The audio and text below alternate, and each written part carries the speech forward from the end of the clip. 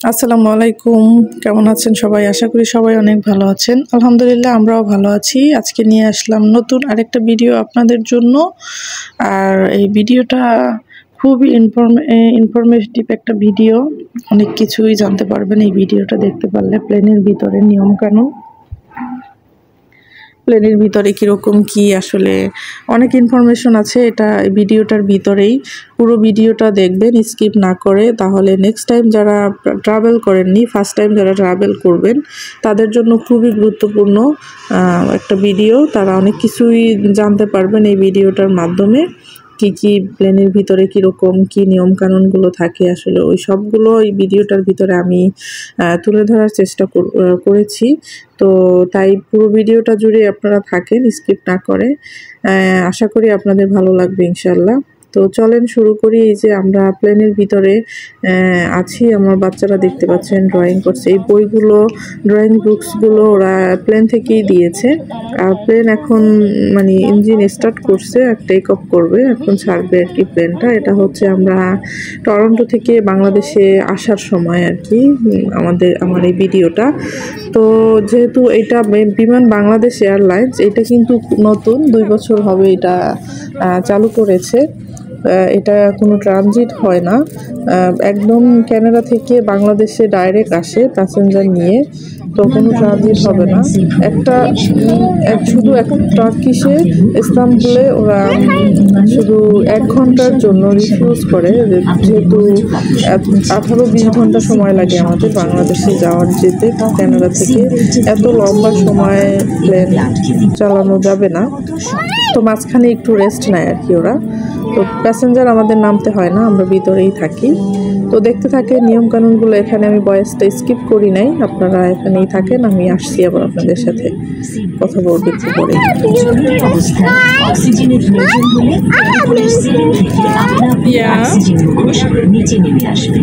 সঙ্গে সঙ্গে একটি মুখোশ টেনে নেবে। মুখোশটি নাক ও মুখের উপর চেপে ধরে স্বাভাবিকভাবে নিঃশ্বাস নিন।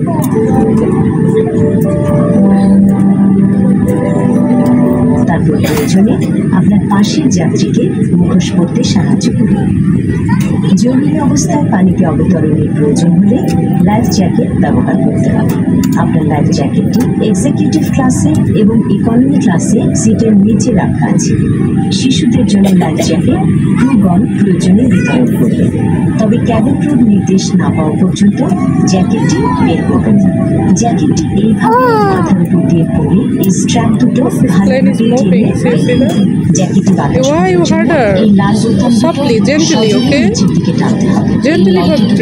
দিয়েও জ্যাকেটে বাতাস করা যায়। পানির সংস্পর্শে এলে এই বাতিটি জ্বলে উঠবে। নির্দেশ মতো বিমান থেকে বের জ্যাকেটে বাতাস করে। Airplane is moving. বিমানের সকল জরুরি নির্গমন পথ No, you're brave. Why are you scared? আপনার নিকটতম দরজায় স্লাইড অথবা রাফট সংযুক্ত রয়েছে। জরুরি অবতরণের পূর্ব প্রয়োজনে এভাবে ব্রেস পজিশনে যেতে হবে। বিমানের সকল জরুরি পরিষ্কারভাবে চিহ্নিত করা আছে, সেই পথ অনুসরণ করে বিমান থেকে বের হতে হবে।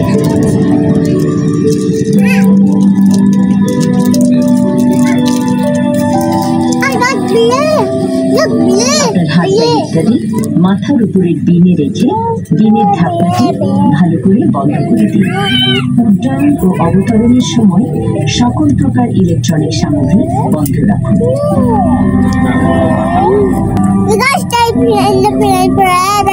এই জাহাজে সবসময়ের জন্য ধূমপান নিষেধ। প্রতিটি টয়লেটে স্মোক ডিটেক্টর সংযুক্ত রয়েছে।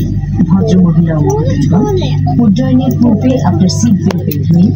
সিটের পেছন দিক। এই তো ফিরে এলাম আবার আপনাদের মাঝে।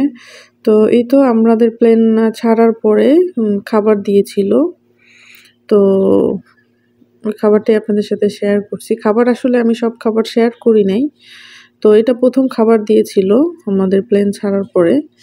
তো এই খাবার এখানে দিয়েছিল, আমাদেরকে দিয়েছিল বাচ্চাদেরকে আর বড়োদেরকে দুজনের মেনু 2 রকম ছিল। তো আমাকে দিয়েছিল রাইস, ব্রোকলি, তারপরে সাথে আছে একটা চিকেন, বান, সালাদ, একটা সুইট, এগুলোই ছিল। আর বাচ্চাদের ছিল চিকেন ফ্রাই আর ম্যাকারনি, পাস্তা ছিল, আর সাথে ওই ব্রাউনি ছিল। এই তো বাচ্চাদেরকে ছিল। খাবারগুলো ভালোই মজা ছিল, টেস্টি ছিল, বাচ্চারাও খুব ভালোই পছন্দ করছিল ওরা খাবারগুলো। তো আমার কাছেও ভালোই লাগছিল। তো ওই তো খাবার খাওয়া দাওয়ার পরে আমরা আসলে বাচ্চারা ঘুম আসতেছিল না, তো তারা ড্রয়িং করতেছিল। এই ড্রয়িং বুকসগুলো এখান থেকেই দিয়েছে। এটা এখন রাত্র 2টা বাজে। এটা হচ্ছে ক্যানাডিয়ান টাইম। আমার মোবাইলে ঘড়িতে যে টাইমটা শো করতেছি এটা হচ্ছে ক্যানাডিয়ান টাইম, রাত্র 2টা। বাংলাদেশে হবে দিন 12টা, দুপুর 12টা। তো এই সময় আর কি বাচ্চারা ঘুম আসতেছিল না, সব মানুষই প্রায় ঘুম আসতেছিল, আশেপাশে সবাই রাত্র হয়ে গেছে। তো তারা খেলাধুলা করতেছে। এই তো সব কিছু মিলিয়ে আমাদের জার্নিটা আলহামদুলিল্লাহ ভালোই হয়েছিল। খুবই সেফ একটা সুন্দর একটা জার্নি হয়েছিল আমাদের। তো এই আর কি, যেহেতু আমার হাজব্যান্ড ছিল না, আমি খুবই চিন্তায় ছিলাম, কিন্তু আলহামদুলিল্লাহ সেরকম কোনো কিছুই হয় নাই। বাচ্চারাও খুব শান্তশিষ্ট ছিল আলহামদুলিল্লাহ, তারা খুব কান্নাকাটি করেনি, তারা অনেক এনজয় করেছিল। তো এই আর কি।